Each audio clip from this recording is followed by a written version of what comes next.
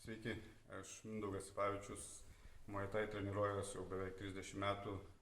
Su šią sporto šaka mane supažindino mano treneris Marius Misiūnas, kuris paskui aš jau ir sportuoju visus šitos metus.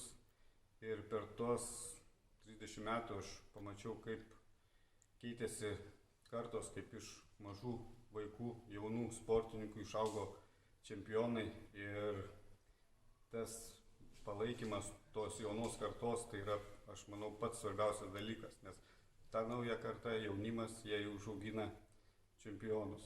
Tai kas liečia vaikų Muay Thai lygą, tai aš manau, kad tai yra kalvė naujiem čempionam Muay Thai.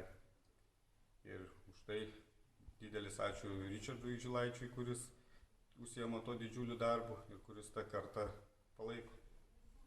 Ačiū.